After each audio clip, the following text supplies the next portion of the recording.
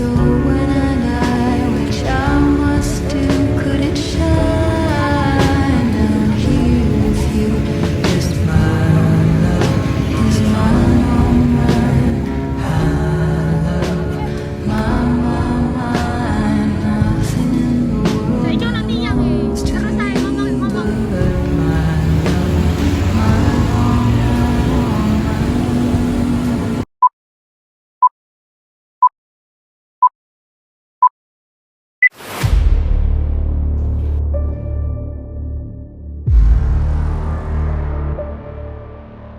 Tahun 1930 menjadi tahun di mana para pahlawan akhirnya meluncurkan aksi berupa kode rahasia bahasa walikan yang dipergunakan untuk berkomunikasi antara rakyat Indonesia.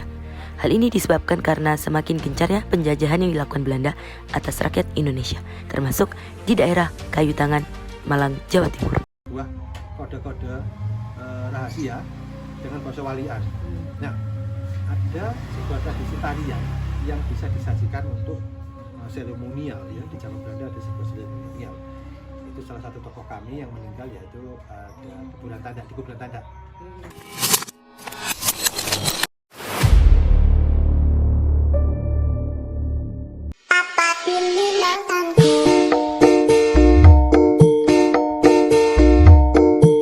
Pada masa pendudukan Jepang, kawasan Kayu Tangan mengalami perubahan fungsi. Banyak bangunan kolonial diambil alih dan digunakan untuk kepentingan militer Jepang. Aktivitas perdagangan di sekitar jalan ini jelas menurun drastis karena kontrol ketat dari pemerintah pendudukan.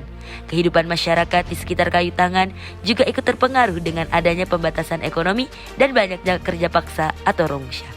Meskipun singkat, masa ini meninggalkan jejak penting dalam dinamika sejarah Kayu Tangan.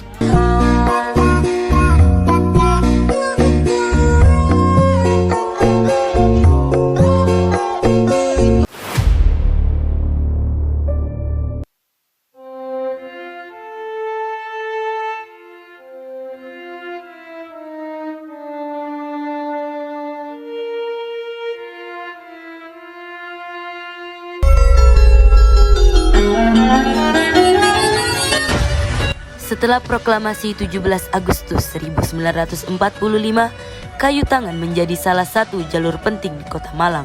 Kawasan ini sering dilewati pejuang dan rakyat untuk mobilisasi melawan Belanda.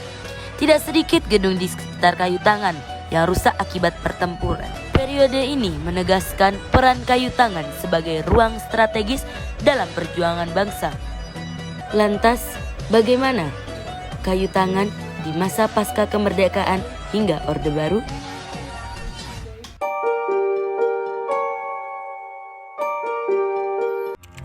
Mohon tinggal sejenak, lupakanlah waktu.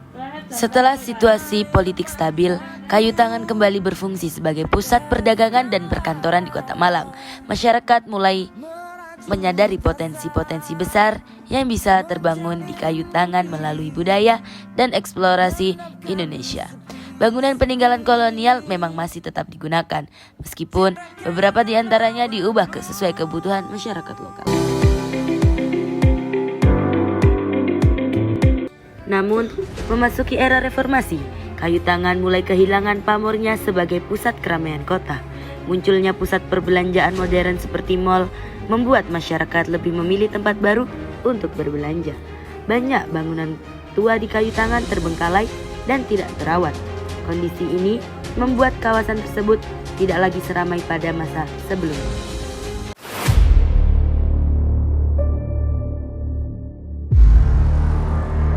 Berdirinya Kayu Tangan sesukses saat ini adalah karena beberapa komunitas yang tetap mendorong pelestarian bangunan bersejarah di kawasan tersebut.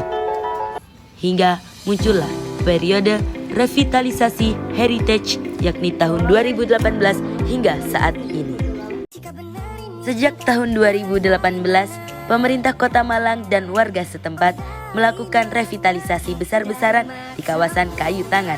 Penataan dilakukan pada trotoar, lampu jalan, dan pelestarian bangunan kolonial agar bernuansa heritage dan bernuansa kebudayaan.